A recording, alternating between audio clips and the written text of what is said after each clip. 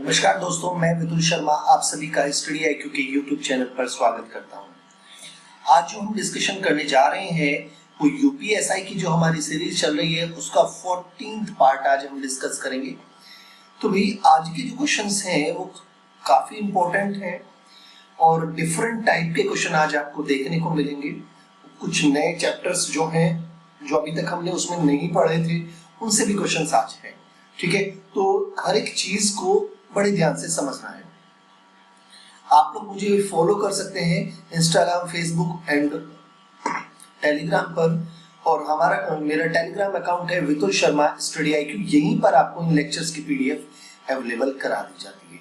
तो आइए शुरू करते हैं पहले क्वेश्चन से। फटाफट देखते हैं भी पहला क्वेश्चन क्या है।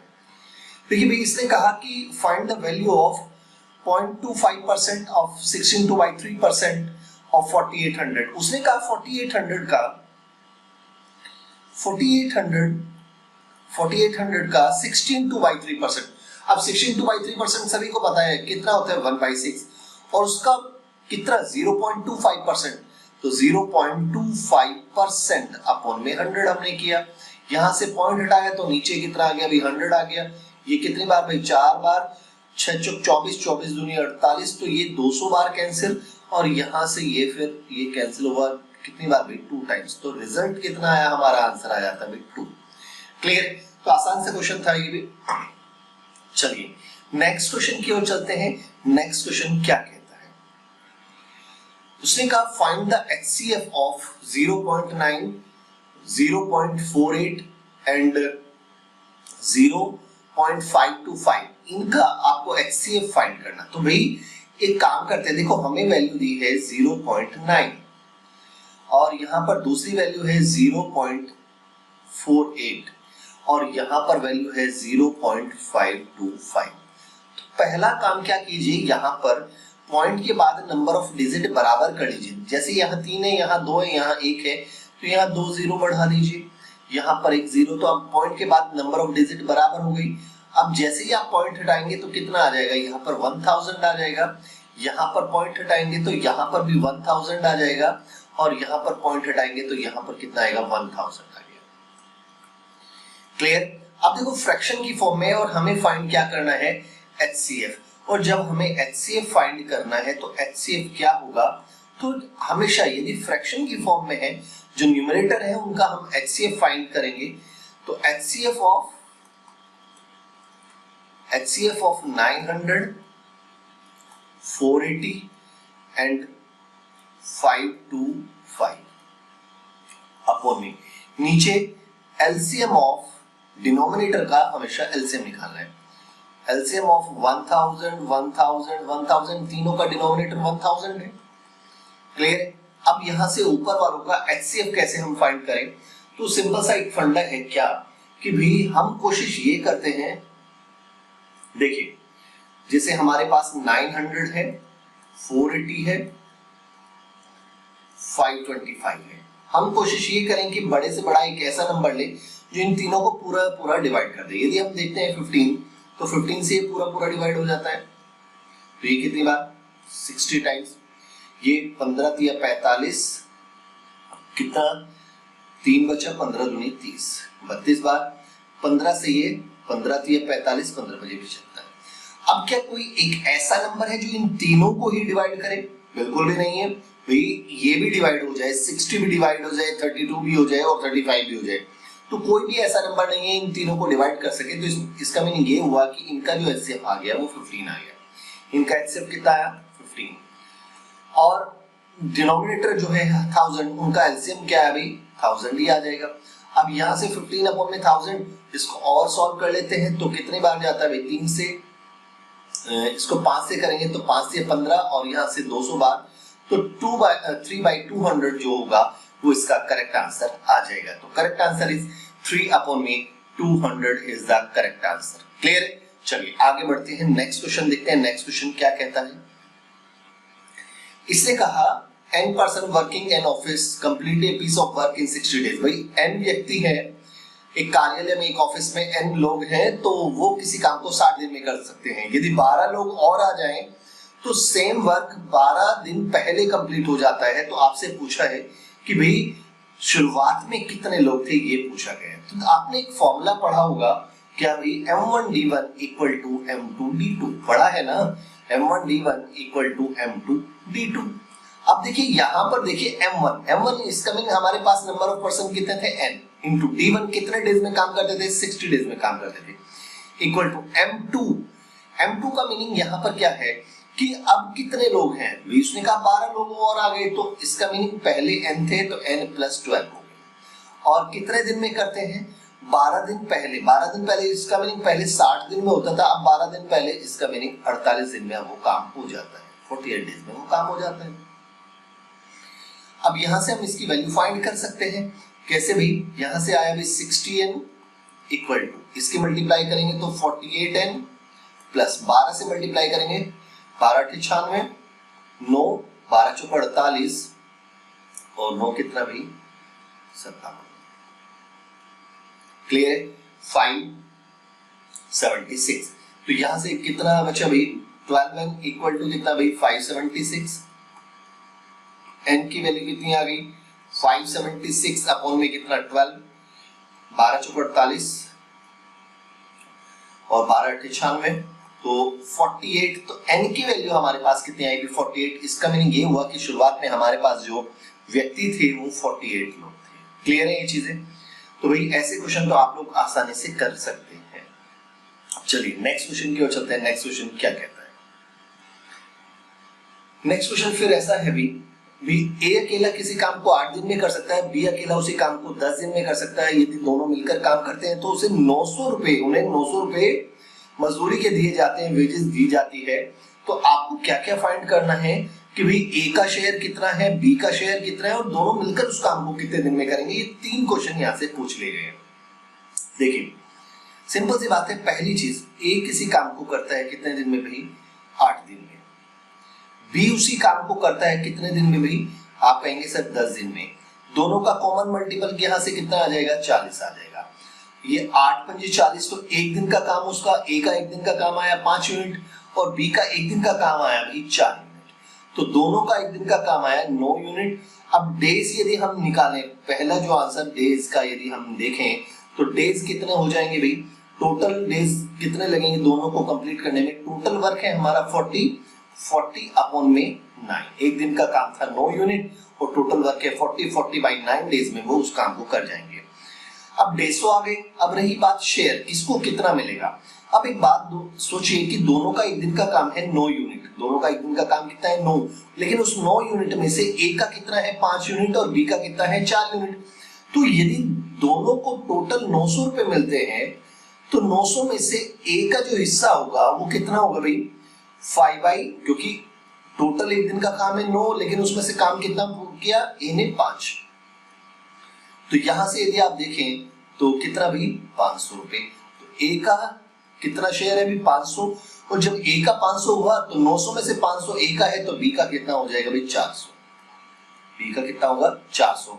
तो ए का 500 बी का 400, टोटल डेज आ गए 40 बाई 9 डेज। तो option number 4 is the correct answer. Option number 4 जो होगा वो इसका बिल्कुल सही आंसर हो जाएगा। क्लियर है, चलिए नेक्स्ट क्वेश्चन की ओर चलते हैं। नेक्स्ट क्वेश्चन क्या कहता है,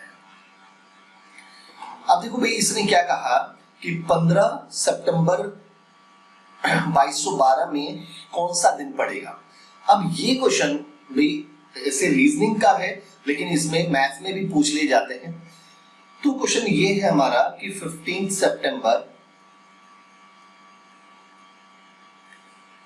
2012 को कौन सा दिन होगा। अब इसको सॉल्व करने के लिए आपको क्या करना है, मैंने आपको समझाया था 100 इयर्स में 5 और डेज होते हैं, कितने भी 5 दिन एक्स्ट्रा होते हैं। 200 में 3 डेज एक्स्ट्रा होते हैं, 300 में 1 डे एक्स्ट्रा होगा और 400 में 0 डेज एक्स्ट्रा होते हैं, ऐसा कुछ होता है। तो हमें इसकी सीरीज यही चलानी है। अब सबसे पहला काम क्या करना है, जो ईयर दिया है 2212 इसको हम ब्रेक कर लेते हैं, इनमें से कितने सेंचुरी ईयर कंप्लीट हो जाएंगे, इस तरह से इसको ब्रेक करना शुरू कर देते हैं। देखो भाई हम ये कर लेते हैं, इसको क्या मैं ऐसे लिख सकता हूं 2000 ईयर 2000 साल, उसके बाद 200 साल और प्लस, उसके बाद यदि आप देखें तो अभी 2200 साल हो गए हैं, उसके बाद 12 साल, तो इट मींस 12वां साल तो हमें चल रहा है ना, 12वां साल चल रहा है, तो इसका मीनिंग इससे पहले 11 साल और पूरे हो चुके हैं। प्लस अब जो 12वां साल चल रहा है तो उसमें 12th जो ईयर चल रहा है उसके कौन कौन से मंथ कंप्लीट हो चुके हैं, जनवरी, फरवरी, मार्च, अप्रैल, मई, जून, जुलाई, अगस्त और सितंबर की कितनी तारीख है भाई, 15 डेज ये सितंबर के। क्लियर है, इस डेट को हमने इस तरह से ब्रेक करके लिख लिया भाई 2000 साल ये, फिर उसके बाद 200 साल ये, फिर उसके बाद 12 साल बचे, 12वां साल चल रहा था तो उसका मीनिंग 11 साल कंप्लीट हो चुके हैं और 12वें साल के ये वाले मंथ्स कंप्लीट हो चुके हैं। अब हम यहाँ पर और डेज लिखना शुरू करेंगे। और डेज लिखेंगे भाई 2000 साल में कितने और डेज होंगे भाई, 400 साल में 0, 800 में 0, तो 1200 में 0, 1600 में 0, तो 2000 में भी 0। भाई 400 साल में 0 एक्स्ट्रा डेज होते हैं तो 800 में भी 0, 1200 में भी 0, 1600 में 0, 2000 में भी 0, यहाँ तो 0 हो गया। प्लस अब रही बात 200, 200 में कितने और डेज होते हैं, 200 साल में 3 और डेज हो गए।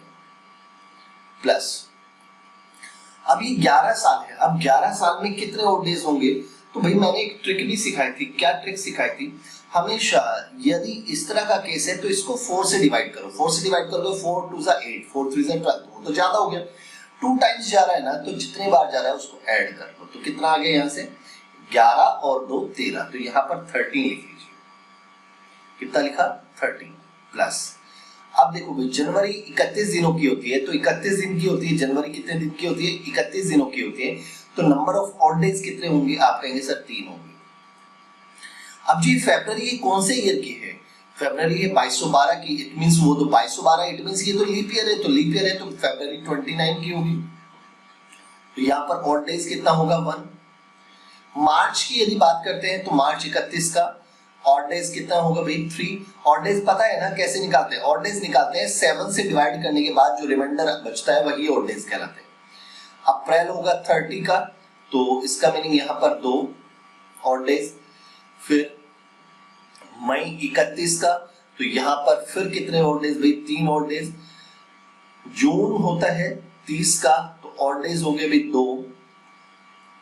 जुलाई जो है वो कितना भाई 31, तो 3। अगस्त भी 31, तो ये भी 3। और यहां पर यदि आप देखें 15 डेज है, तो 15 को 7 से डिवाइड करेंगे तो कितना भी 1 आ जाएगा, रिमाइंडर कितना बचेगा भाई 1 आ जाएगा। अब इन सभी को ऐड कर लेते हैं, इन सबको ऐड कर लेते हैं भाई 13 + 3 16 + 3 19 20 25, फिर 25 30 36 37, तो टोटल सम आ जाता है इनका 37। अब जो भी आया उसको किससे डिवाइड कर दो, 37 को किससे डिवाइड कर देंगे 7 से, 7 × 35, तो रिमाइंडर कितना बचा भाई 2।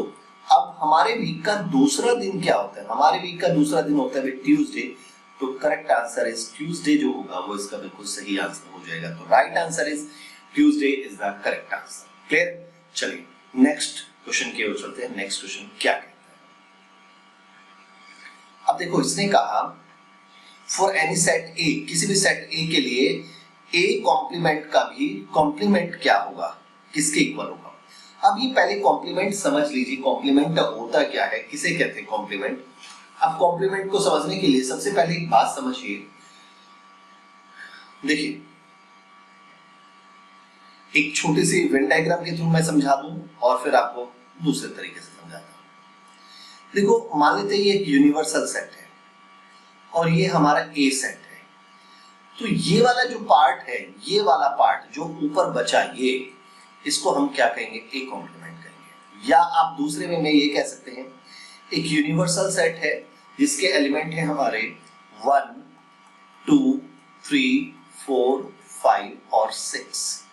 क्लियर है, और एक सेट ए है जिसके एलिमेंट होंगे हमारे 1 2 3 4, मान लेते हैं ये है, तो ए कॉम्प्लीमेंट कितना आएगा, वो आएगा हमारा, देखो यूनिवर्सल सेट में 6 तक है, इसमें कितने हैं 4 है, तो इसका मीनिंग बचे कौन कौन से 5 और 6। तो इस सेट के जो एलिमेंट होंगे वो क्या होंगे 5 और 6 होंगे।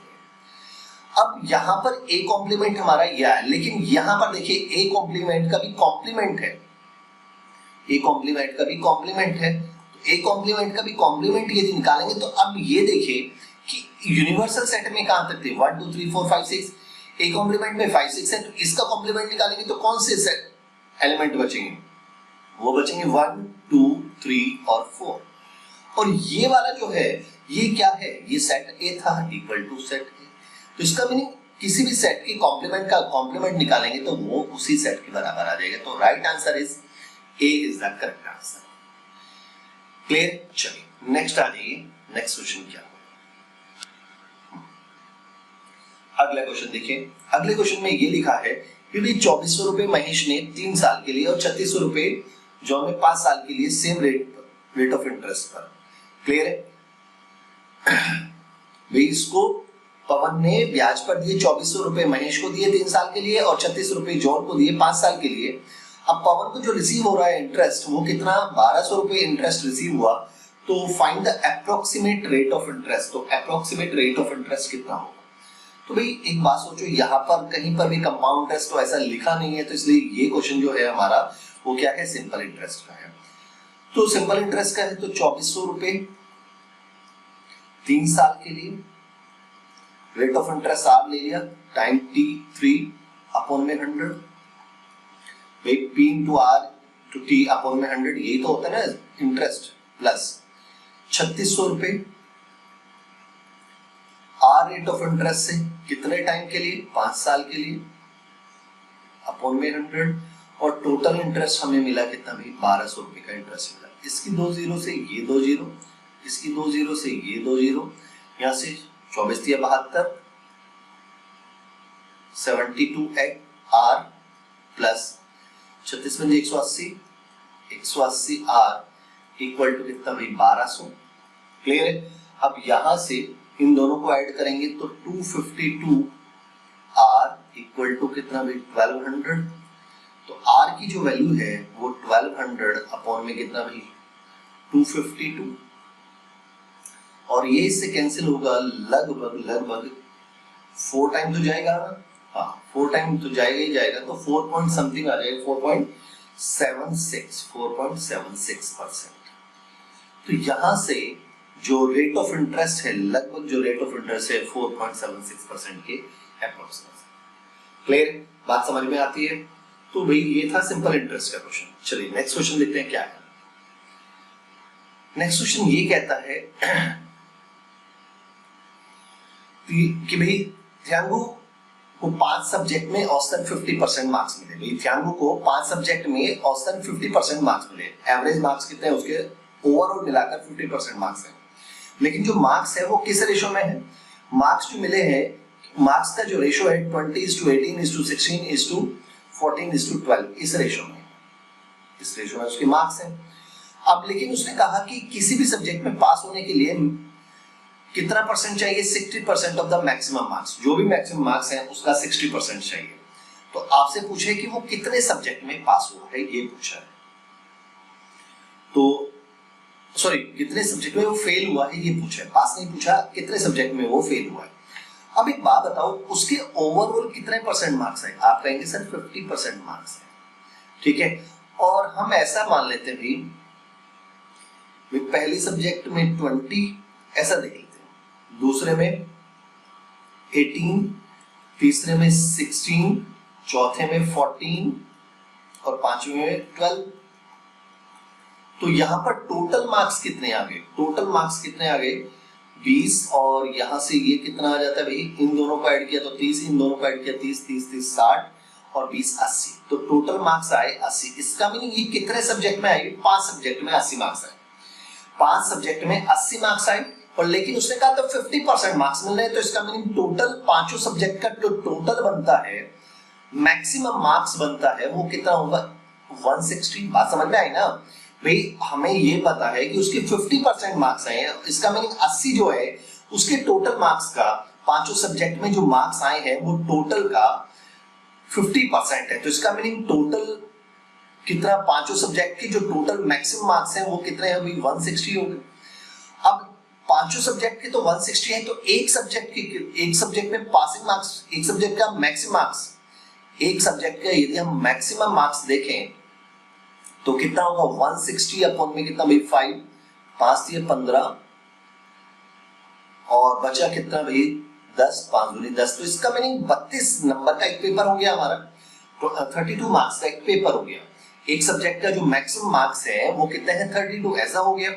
अब यहां से पास होने के लिए हमें कितने परसेंट चाहिए, 60%, तो 32 का 60% यदि आप देखते हैं तो कितना आता है, 60%, यहां से जब आप सॉल्व करेंगे तो 6 दूनी 12, 1 6 18 और 1 19 और अपॉन में कितना 10, तो 19.2 बन जाता है। तो कहने का मीनिंग ये है कि जिस सब्जेक्ट में 19.2 मार्क्स आ रहे हैं या उससे ज्यादा आ रहे हैं तो उसमें तो पास है और बाकी में वो फेल है। अब देखो पहले सब्जेक्ट में उसके दिख रहे हैं 20, तो इसका मीनिंग ज्यादा है तो इसमें तो पास है। इसमें कितने दिख रहे हैं 18, इससे कम है ना, तो इसमें भी ये फेल हो गया भाई। इसमें तीसरे सब्जेक्ट में 16, तो इसमें भी फेल है भाई। हमें पास होने के लिए 19.2 मार्क्स चाहिए। तीसरे में कितना भाई 14 मार्क्स आ रहे हैं, तो इसमें भी फेल है। और चौथे में कितने 12 मार्क्स आ रहे हैं, इसमें भी फेल है। तो इसका मीनिंग 4 सब्जेक्ट में वो फेल हो।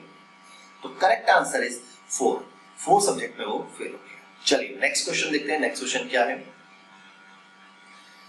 अब नेक्स्ट क्वेश्चन में ये कहा गया भाई कि भाई 7 रेड बॉल है और 3 ब्लू बॉल है। 7 रेड बॉल है और 3 ब्लू बॉल है। अब 2 बॉल हमें निकालनी है।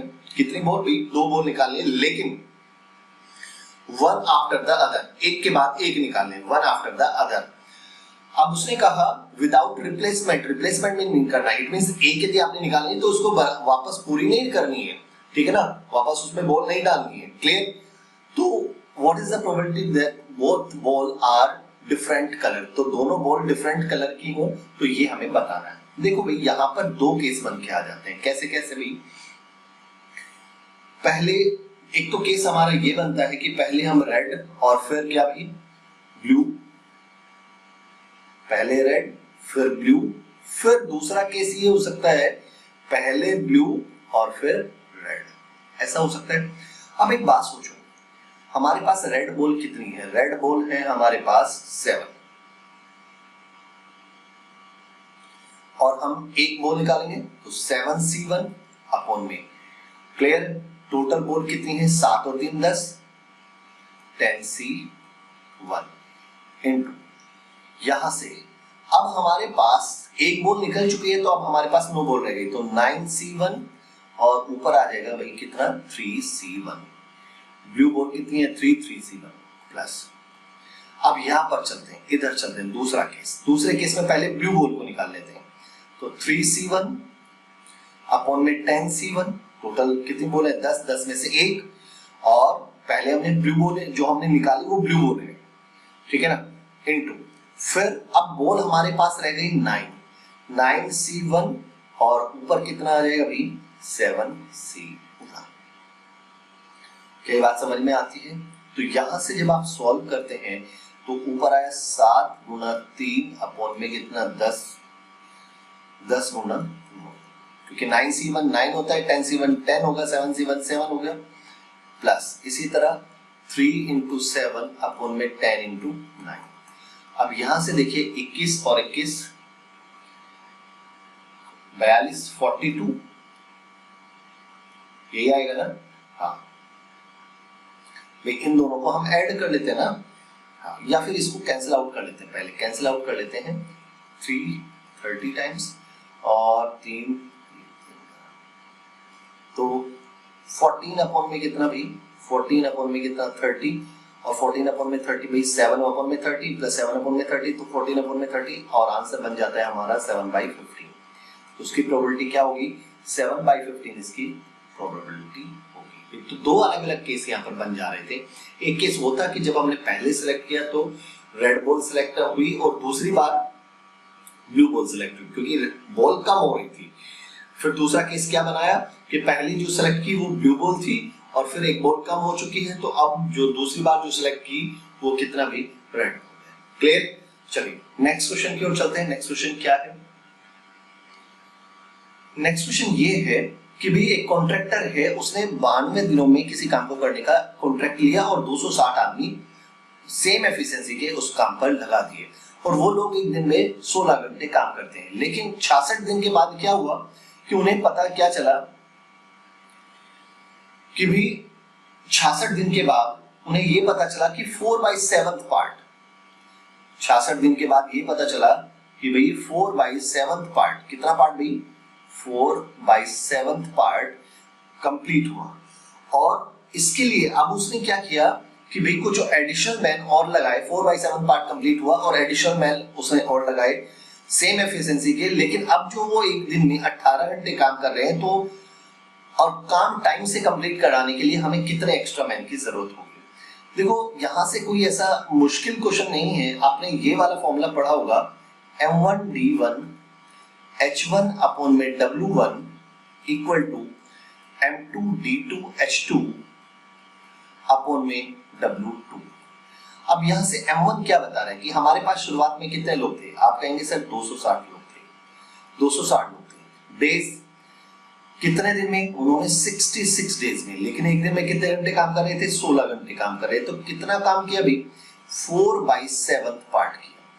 अब हमारे पास जो वर्क बचा वो कितना बचा, 3/7 पार्ट बचा, कितना, 3/7 पार्ट। और अब मान लेते M2 लोग हैं हमारे पास, कितने दिन में, अब देखो टाइम से काम कंप्लीट हो रहा है, टाइम से काम कंप्लीट हो रहा है, तो हमारे पास टोटल डेज है 92, उसमें से 66 डेज कंप्लीट हो चुके हैं, तो बचे कितने भाई, 26 डेज, 26 डेज बचे। और लेकिन अब एक दिन में कितने घंटे काम कर रहे हैं, वो 18 घंटे काम कर रहे हैं। तो 7 से 7 कैंसिल, 4 से ये 4 बार कैंसिल, ठीक है, 3 से ये 6 बार कैंसिल। अब यहां से M2 की वैल्यू यदि मैं निकालूंगा तो M2 कितना आ जाएगा, 260 इंटू 66 इंटू 4 अपॉन में यहां से 26 इंटू कितना भी 6, ये कितनी बार भाई 10 टाइम्स, ये कितना भी 11 टाइम्स, तो यहां से टोटल आ जाता है भाई 440। तो हमारे पास बाद में टोटल कितने लोग हैं, 440। अब लेकिन उसने पूछा है कि इतने लोग और लगाए जाए, तो ऑलरेडी हमारे पास पहले से कितने थे, पहले से हमारे पास थे 260, तो 440 में से 260 आप माइनस कर दीजिए, 260 आप माइनस कर दीजिए, तो हमारे पास आते हैं भाई 180।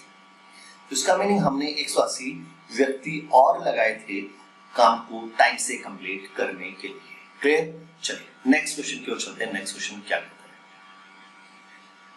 इसने ये कहा भाई, नेक्स्ट क्वेश्चन में ये लिखा है, एक ट्रेन है जिसकी स्पीड है भाई 72 kilometre per hour, overtakes A motorcycle running at the speed of 50 kilometre per hour, 54 kilometre per hour in 1 minute.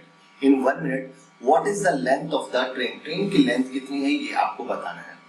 अब पहली चीज तो आप लोग ये सोचिए कि भाई यहां पर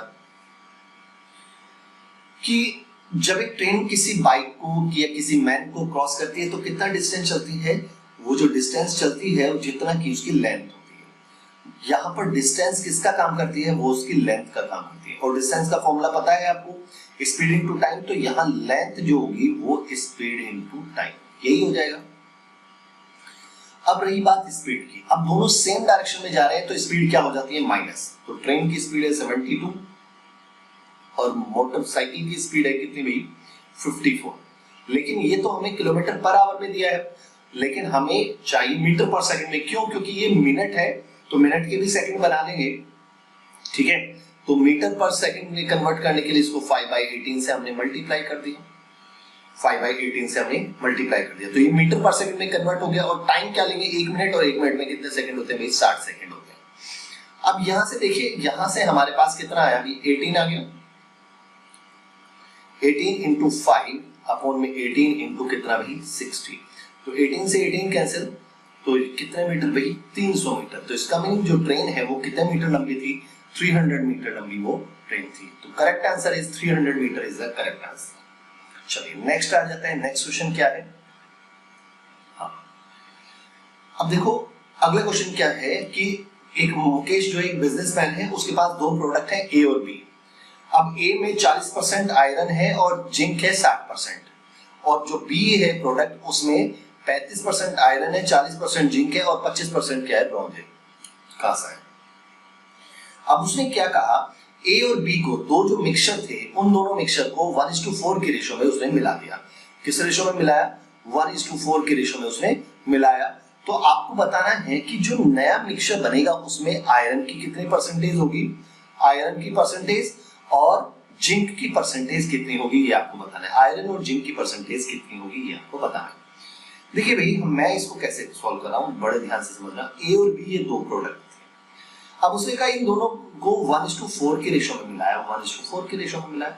तो मैं इसको ये भी तो कह सकता हूँ 1:4 की जगह मैं 100 और 400 भी तो लिख सकता हूँ, रेशो तो फिर भी वही है।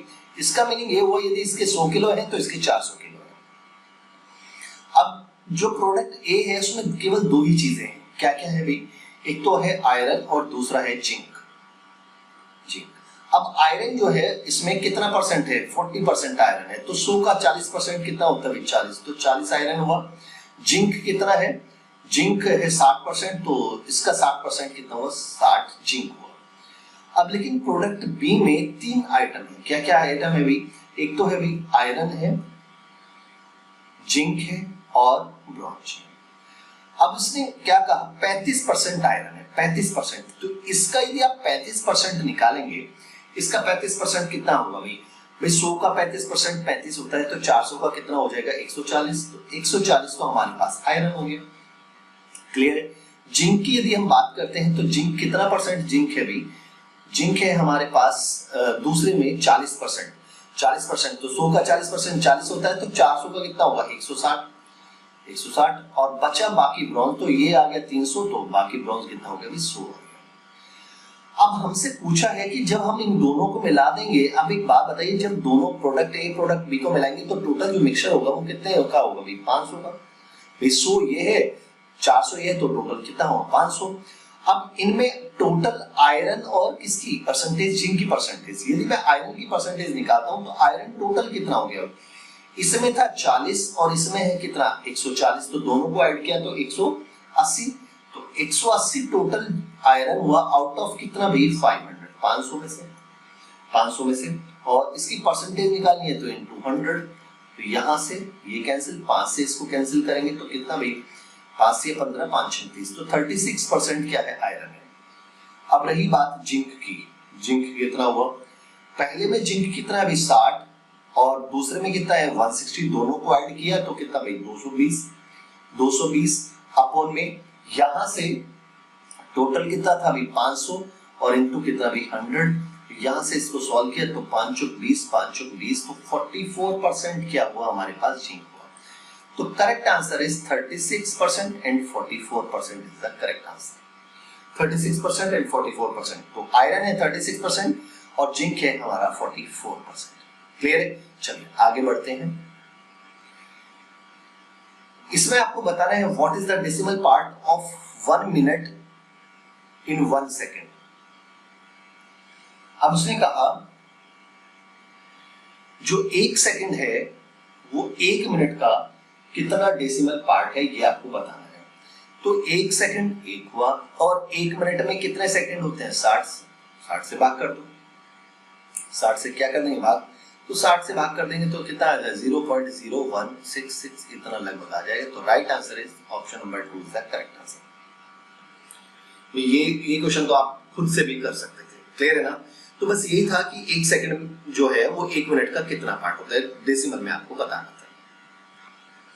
नेक्स्ट आ जाइए, नेक्स्ट क्या कहता है, नेक्स्ट ये कहता है find the largest 5 digit number. 5 अंकों की वो सबसे बड़ी संख्या क्या है जो किससे भी 7, 9, 11, 13 और 15 से डिवाइड हो जाती है। किस किससे भी 7, 9, 11, 13 और 15 इन सब से वो डिवाइड हो जाती है। तो भाई सबसे पहले तो हम वो नंबर फाइंड करेंगे, वो लीस्ट नंबर फाइंड करेंगे जो इन पांचों से डिवाइड हो जाता है। इट मींस इनका एलसीएम। इनका जब आप एलसीएम लेंगे तो एक छोटी सी बात आप नोट कर रहे होंगे, 7 हुआ, 11 हुआ, 13 हुआ, ये क्या है, ये तो हमारे कैसे नंबर हैं, ये तीनों हमारे प्राइम नंबर है। अब रही बात 9 और 15 की, 9 और 15 का एलसीएम आ जाता है भाई 45, दोनों 9 और 15 दोनों के टेबल में पहला ऐसा नंबर जो दोनों से डिवाइड हो जाता है तो 45 होता है। तो इन दोनों का तो एलसीएम आ गया 45 और इनकी डायरेक्ट प्रोडक्ट कर दीजिए क्योंकि ये तीनों के तीनों क्या है, प्राइम नंबर है। तो इनका एलसीएम आ जाएगा 7 इंटू 11 इंटू 13 इंटू कितना भाई 45। क्या ये बात समझ में आती है? तो इन सब की जो प्रोडक्ट आ जाएगी वो कितना आ जाएगा हमारा, वो आ जाती है 45045, इतना आ गया। अब देखो इनका एलसीएम ये आया 45045, क्लियर है ना। अब इनकी प्रोडक्ट हमारी मींस इनका एलसीएम ये आया। अब हमें पता है कि यहाँ पर लीस्ट नंबर क्या आया, इन सबसे डिवाइड होने वाला पहला नंबर क्या है अभी, वो नंबर है हमारा 45045। अब ऑलरेडी ये 5 डिजिट का है, तो यदि मैं इसके मल्टीपल में चलता चला जाऊं और लार्जेस्ट नंबर देखो, यदि मैं इसको 2 से मल्टीप्लाई करता हूं तो कितना आ जाता है, वो आ जाता है 90090 आता है ना। 3 से करूंगा, इसका 3 टाइम करूंगा तो वो इससे ज्यादा डिजिट में चला जाएगा। इट मींस 5 डिजिट में रहकर वो 6 डिजिट में चला जाएगा। तो लेकिन हमें तो 5 डिजिट का लार्जेस्ट निकालना था, तो राइट आंसर कितना आ जाएगा 990 जो होगा वो 5 डिजिट का लार्जेस्ट नंबर होगा जो इससे पूरा पूरा डिवाइड हो जाएगा। क्लियर है? चलिए नेक्स्ट क्वेश्चन की ओर चलते हैं। नेक्स्ट क्वेश्चन क्या कहता है, अब देखिए नेक्स्ट क्वेश्चन में ये लिखा है भाई, हाँ भाई हमारे पास 3 रुपए 60 पैसे प्रति किलोग्राम कीमत वाले गेहूं है और उसमें कितने वाले गेहूं की कितनी मात्रा, 8 किलो गेहूं जिसकी कीमत कितनी मात्रा में 8 किलो गेहूं रुपए की कीमत के साथ मिलाया जाए 4 रुपए 20 पैसे प्रति किलो है, ताकि मिश्रण को 4 रुपए 40 पैसे के हिसाब से बेचने पर 10% का लाभ। पहले क्वेश्चन की पूरी लैंग्वेज आप समझ लीजिए। देखिए क्या कहना चाहता है भाई, हमारे पास 2 वैरायटी है, एक फर्स्ट वैरायटी हम ऐसे लिख लेते हैं, एक सेकंड वैरायटी। फर्स्ट वैरायटी का जो रेट है वो 3 रुपए 60 पैसे, सेकंड वैरायटी का रेट है भाई 4 रुपए 20 पैसे। अब हुआ क्या, अब इसकी हमने ये वाली क्वांटिटी हमारे पास 8 किलो है। अब हमसे ये पूछा गया इस फर्स्ट वैरायटी के कितने किलो हम मिलाएं इसके 8 किलो के साथ, जो मिक्सचर को जब हम बेचते हैं तो हमें 10% का प्रॉफिट होता है और कितने में बेचते हैं भाई 4 रुपए 40 पैसे में। तो सिंपल सी बात है, मान लो यदि मैं कहता हूं मिक्सचर का, उस मिक्सचर का कॉस्ट प्राइस, क्योंकि ये 4 रुपए 40 पैसे उसका क्या है सेलिंग प्राइस है, लेकिन हमें यहाँ पर निकालना होगा कॉस्ट प्राइस। मान लो कॉस्ट प्राइस है x रुपए और हमें हो रहा है 10% का प्रॉफिट, तो x का 110% वो किसके बराबर होगा 4 रुपए 40 पैसे के। पॉइंट हटाया, नीचे कितना भाई 100, इससे 2 जीरो से 2 जीरो ये कैंसिल, तो कितनी बार भाई 4 बार। तो इसका मीनिंग मिक्सचर का जो कॉस्ट प्राइस है वो कितना आ गया भाई 4 रुपए हो गया। मिक्सचर का कॉस्ट प्राइस कितना आ गया भाई 4 रुपए हो गया। अब यहां से सॉल्व कर लेते हैं, एलिगेशन लगाते हैं, इसमें से इसको माइनस किया तो कितना आया 0.20, इसमें से इसको माइनस किया तो कितना है 0.40, तो रेशो आ जाता है 1:2 का रेशो आ जाता है। क्या रेशो आ जाता है 1:2। इसका मीनिंग यदि सेकंड टाइप के 2 किलो है तो फर्स्ट टाइप के 1 किलो है, और सेकंड टाइप के हमारे पास थे भाई 8 किलो, ये जब 8 किलो है तो इसका मीनिंग फर्स्ट टाइप के कितने होंगे भाई 4 किलो, तो करेक्ट आंसर इज 4 kg। तो फर्स्ट टाइप के कितने हैं भाई 4 kg हमने यूज किए। इट मींस पहले टाइप के 4 किलो हमने उसके साथ मिलाए थे। चलिए नेक्स्ट क्वेश्चन की ओर चलते हैं। नेक्स्ट क्वेश्चन क्या कहता है उसको जरा समझते हैं। नेक्स्ट क्वेश्चन ये कहता है भाई हमारे पास कुछ सिक्के हैं, कुछ 25 पैसे के, कुछ 10 पैसे के, कुछ 50 पैसे के सिक्के हैं, लेकिन किस अनुपात में है 4, 5 और 7 के अनुपात में है, और जो टोटल हमारे पास रुपए हैं वो है 305 रुपए। तो आपको बताना है हर टाइप के कितने कितने सिक्के हैं। देखो भाई हमारे पास 3 टाइप के सिक्के हैं, कुछ है भाई 25 पैसे वाले, कुछ है 10 पैसे वाले, कुछ है 50 पैसे वाले, लेकिन किस रेशो में 4:5:7 की रेशो में, ऐसा कुछ है। अब एक बात बताइए, यदि मैं आपसे खुद ये कहता हूं कि भाई 25 पैसे के आपके पास 4 सिक्के, क्योंकि ये जो रेशो है वो नंबर ऑफ कॉइन्स का रेशो है, नंबर ऑफ कॉइन्स का रेशो है। यदि मैं आपसे ये कहता हूं आपके पास 25 पैसे के 4 सिक्के हैं तो कितने रुपए बनेंगे, आप कहेंगे सर 25 पैसे के 4 सिक्के हैं तो 1 रुपया यहां से बन गया, 1 रुपया यहां से बना। अब यदि 10 पैसे के 50 सिक्के तो आप कहेंगे सर 0.50 रुपीज आपके पास यहां पर बनते हैं। तीसरा, यदि 50 पैसे के 7 सिक्के हैं तो 3.5 रुपए आपके यहां से बन जाते हैं। तो टोटल आपके पास कितने रुपए होने चाहिए? वो होने चाहिए भी 5 रुपए होने चाहिए। लेकिन क्या क्वेश्चन में आपके पास 5 ही रुपए है? नहीं है, आपके पास जो है वो 305 रुपए है। तो कितना टाइम्स है जरा? तो 305 जो है वो 5 का कितना गुना है? तो 5 से, तो आप कहेंगे सर 61 टाइम्स है। तो जो एक्चुअल में हमारे पास अमाउंट है वो 61 टाइम्स है। किसका 61 टाइम्स? जितने रुपए यहाँ पर बन रहे थे उसका 61 टाइम्स है। तो हम क्या करते हैं, इनका भी 61 टाइम्स कर देते हैं। नंबर ऑफ जो कॉइन्स है, जो रेशो है उसका 61 टाइम्स, सभी में 61 से मल्टीप्लाई कर देते हैं। Multiply by 61, multiply by 61, multiply by 61, तो सभी में 61 से मल्टीप्लाई कर देते हैं।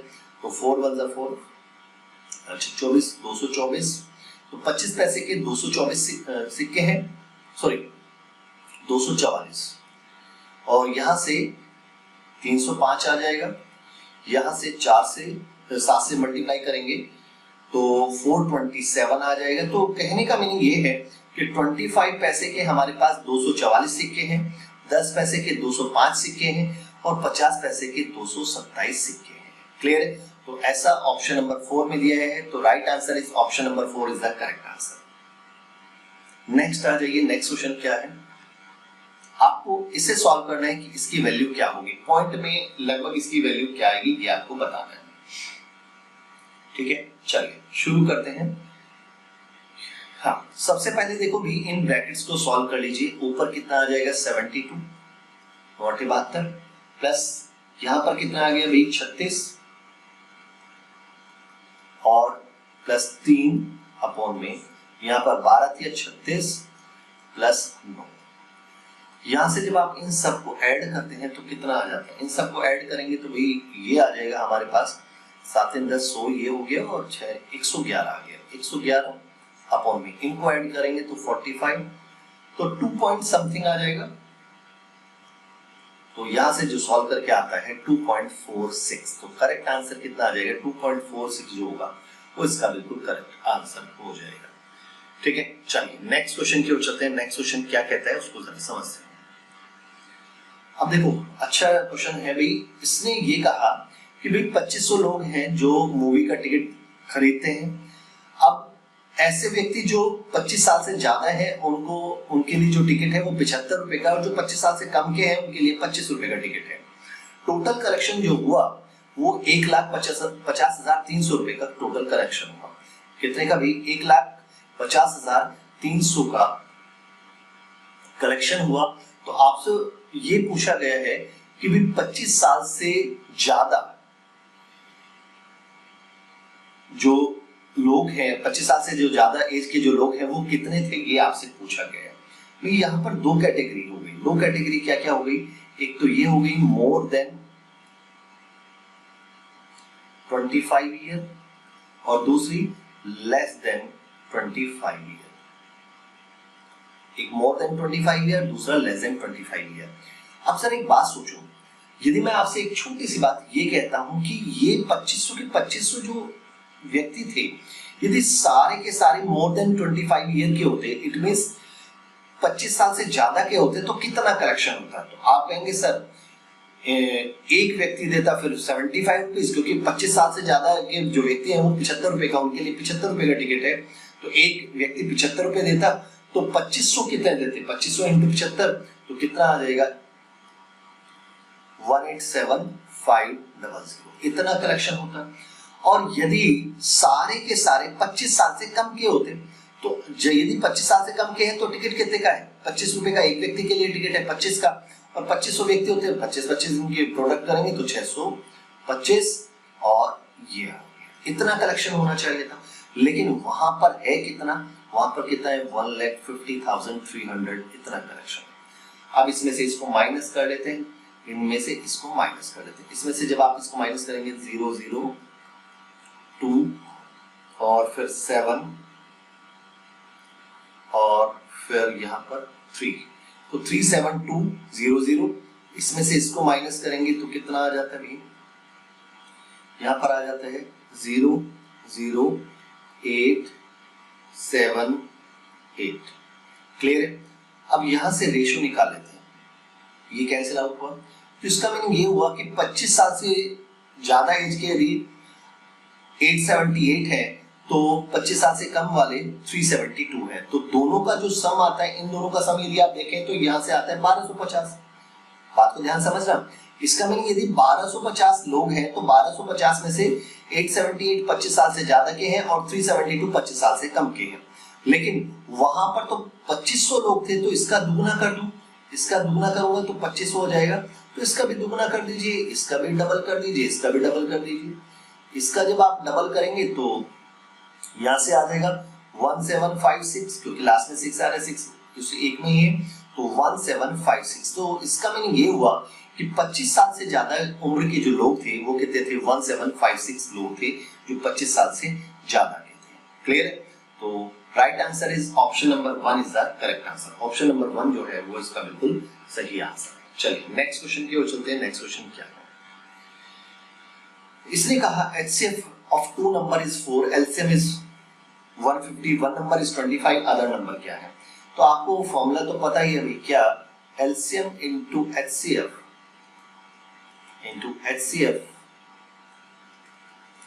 इक्वल टू होता भी first number into second number. ऐसा कुछ आपने पढ़ा होगा, ठीक है ना, first number into second number. अब यहां से जब आप इनको सॉल्व करते हैं, LCM कितना है आप कहेंगे सर 150 है, HCF कितना है अभी 4 है, इक्वल टू फर्स्ट नंबर पहला नंबर कितना है 25 है, तो हमें सेकेंड नंबर हमें फाइंड करना था। तो सेकेंड नंबर कितना हो जाएगा? तो सेकेंड नंबर वो आएगा हमारा 150 इंटू 4 अपॉन में कितना भी 25, 6 24, तो सेकेंड नंबर हमारा आ जाता है 24। तो सेकेंड नंबर इज 24। क्लियर? चलिए नेक्स्ट क्वेश्चन आता है भाई। देखो ये बेटा यहाँ पर इन ऑप्शन में इनको सही कर लीजिए। 3.6 है, ये 6.8 है, ये है 8.9 है, 8.9 है और ये है 4.5। देखो ये लिखा है एक सेट है A सच दैट किस तरह से X such that X belongs to real number. X क्या है? रियल नंबर्स है और X की जो वैल्यू है वो 4 से ज्यादा है। X is greater than 4, X जो है 4 से बड़ा है। सेट B में यदि हम देखें X belongs to real number और X is less than 4, X जो है वो 5 से छोटा है। इसका मीनिंग ये हुआ कि जो X है, और फिर हमसे पूछा है दोनों का इंटरसेक्शन A इंटरसेक्शन B। अब यहां से आप देख रहे हैं कि फर्स्ट उससे आप देख रहे हैं कि जो X है वो ग्रेटर देन क्या है 4 है, 4 से बड़ा है। और सेकंड के हिसाब से यदि हम देखते हैं तो जो B सेट में यदि हम X की बात करते हैं तो X जो है वो 5 से छोटा है। तो इनके बीच में कोई भी वैल्यू, X की बहुत सारी वैल्यू हो सकती है, लेकिन हमें ऑप्शन में देखना है क्या कोई ऐसा ऑप्शन है जो 4 और 5 के बीच में है भी। कौन सा भी? 4.5। तो करेक्ट आंसर इज 4.5। क्या आंसर होगा भाई? 4.5। तो इनका जो इंटरसेक्शन होगा दोनों में जो कॉमन है, इंटरसेक्शन का मीनिंग कॉमन, तो दोनों में जो कॉमन बन रहा है वो 4.5। इट मींस ये वाली रेंज पूरी कॉमन रहेगी, ठीक है। तो 4.5 is the correct answer. Next आइए, नेक्स्ट क्वेश्चन क्या कहता है भाई? नेक्स्ट ये कैसे कहता है भाई, find the amount receive after a period of 6 month of an invested principal of 10,000 at the rate of 12% per annum when the interest is compounded quarterly। भाई उसने कहा, हमसे ये कहा भी 6 महीने के लिए, हाँ 6 महीने के बाद हमें कितना इंटरेस्ट रिसीव होगा यदि प्रिंसिपल हमारा दिया है। देखो प्रिंसिपल हमारा दे रहे हैं कितना, 10,000 रुपए, ठीक है। टाइम दिया है कितना भी, 6 मंथ, ठीक है। आर की वैल्यू है कितना, 12% पर एनम, 12% पर एनम। लेकिन वहां पर तो बोल रहे हैं इंटरेस्ट, जो इंटरेस्ट है वो कंपाउंडेड क्वार्टरली है, तो कंपाउंडेड क्वार्टरली है तो आर कितना हो जाएगा इसका 1/4। क्वार्टर का मीनिंग है 1/4, तो 1/4 की यदि हम देखें तो 3% रेट ऑफ इंटरेस्ट पर क्वार्टर हो जाएगा। क्लियर है ना? अब हमसे पूछा है कि भाई 6 महीने का, क्वार्टर का मीनिंग हुआ 3 महीने, यहाँ पर ये देखिए ना, साल का 1/4 होता है भाई 3 महीने, तो 3 महीने में 3% का है, तो 6 महीने का ब्याज कितना होगा, तो आपको ये सॉल्व करना है। तो 6 महीने के लिए कैसे सॉल्व करेंगे, सिंपल सी बात है कि 3% को टारगेट करो, 3% का मीनिंग हुआ 3/100, तो इसी रेशो में चलते हैं। तो प्रिंसिपल और यहाँ पर अमाउंट, तो पहले 3 महीने का 3 मंथ्स का जो बन के आता है वो हुआ, यदि प्रिंसिपल 100 रुपए है तो 3 रुपए का इंटरेस्ट, तो 103 अमाउंट हो जाएगा। नेक्स्ट 3 मंथ्स का, तभी तो 6 महीने पूरे होंगे, नेक्स्ट 3 मंथ का यदि हम देखें तो फिर वही 100 से कितना भी 103, इसी रेशो में चलेगा। यहां से आप इनकी प्रोडक्ट करेंगे तो कितना आ जाएगा, 10,000 आ जाएगा। आप इनकी प्रोडक्ट करेंगे तो कितना आ जाएगा, 10609 आ जाएगा। क्लियर? तो इसका मीनिंग ये हुआ कि जो अमाउंट हो जाएगी आफ्टर 6 मंथ, जो अमाउंट हो जाएगी, व्हाट अमाउंट रिसीव्ड, या ना कि इंटरेस्ट नहीं पूछा है, अमाउंट पूछा है, तो कितना अमाउंट हो जाएगा, तो 10609 is the correct answer. Option number 2 जो होगा वो इसका बिल्कुल सही आंसर हो जाएगा। अब देखो यहां से, अब नेक्स्ट क्वेश्चन देखिए, इसने कहा एलिस, बॉब और चार्ली है, उन्होंने पार्टनर्स हैं इन कंपनी में। अब ड्यूरिंग ए सर्टेन में इसने कहा कि एलिस रिसीव 1/3, एलिस को जो टोटल प्रॉफिट का 1/3 मिलता है, बॉब को कितना 1/4 मिलता है, रेस्ट किसे मिलता है, भाई चार्ली को मिलता है। और यदि चार्ली के पास जो आता है वो प्रॉफिट आता है, वो कितना है भाई 5,000 रुपए, चार्ली के पास जो आते हैं वही 5,000 रुपए मिलते हैं चार्ली को। तो आपसे पूछे कि एलिस को कितने मिलेंगे, तो भाई कहानी को ध्यान समझिए, हमारे पास एलिस है, बॉब है और चार्ली। अब आप ये बताइए, एलिस को टोटल प्रॉफिट का 1/3 मिलता है, बॉब को मिलता है 1/4 मिलता है। तो यदि मैं डिनोमिनेटर यहाँ पर 3 है, यहाँ पर कितना है 4, 4 12, तो मैंने मान लिया कि टोटल जो प्रॉफिट है, ध्यान देना बेटा, टोटल प्रॉफिट मान लेते हैं 12 रुपए, टोटल प्रॉफिट 12 रुपए है। अब यहाँ पर देखिए, एलिस को तो 1/3 मिल जाता ना, 12 का 1/3 कितना होता है 4, तो एलिस का प्रॉफिट 4 रुपए हो गया। बॉब की यदि बात करते हैं, बॉब को जो मिलता है 1/4, तो 12 का 1/4 कितना होता है 3 रुपए मिले, तो 4 और 3 7 तो इन्हें मिल गए, तो इसका मीनिंग 5 रुपए इन्हें मिलेंगे। 5 रुपए किसे मिलेंगे भाई, चार्ली को मिलेंगे। लेकिन वहां पर चार्ली को मिल कितने रहे थे, आप कहेंगे भाई चार्ली को मिल रहे हैं भाई 5,000 रुपए, लेकिन यहाँ तो 5 ही है, 5 का 5,000 कैसे करेंगे, 5 का 5,000 कैसे करेंगे, इनटू क्या कर देंगे भाई, इनटू 1000। तो हमसे क्या पूछे, किसका, एलिस का पूछा है, तो एलिस का तो 4 है, 4 इंटू 1000 यहाँ पर भी कर दीजिए, तो इसका मीनिंग 4,000 रुपए। तो एलिस का जो प्रॉफिट का शेयर है वो कितना है, 4,000 रुपए प्रॉफिट का शेयर है। क्लियर? चलिए आगे बढ़ते हैं, नेक्स्ट क्वेश्चन की ओर चलते हैं। नेक्स्ट क्वेश्चन क्या कहता है, अब इसने ये कहा कि भी एक कैलेंडर है, 2028 का कैलेंडर है, वो दोबारा कब रिपीट होगा, सेम कौन सा, इन चारों ऑप्शन में से कौन सा ऐसे ईयर है जिसका कैलेंडर और 2028 का कैलेंडर बिल्कुल सेम रहेगा। तो पहली चीज तो हमें ये पता है कि 2028 जो है वो कैसा ईयर है, वो एक लीप ईयर है। 2028 कैसा ईयर है, लीप ईयर है। और लीप ईयर दोबारा जो रिपीट होता है, सेम कैलेंडर जो आता है वो 28 साल के बाद आता है, तो इसका मीनिंग इसमें 28 जोड़ दीजिए, 28 जोड़ेंगे तो इसका मीनिंग ये हुआ कि 2056। तो 2056 का जो कैलेंडर है, 2056 का जो कैलेंडर है और 2028 का जो कैलेंडर है वो दोनों सेम होंगे। तो right answer is 2056 is the correct answer. तो भी ये थी आज की हमारी सीरीज, आज के लिए इतना ही। Thank you so much.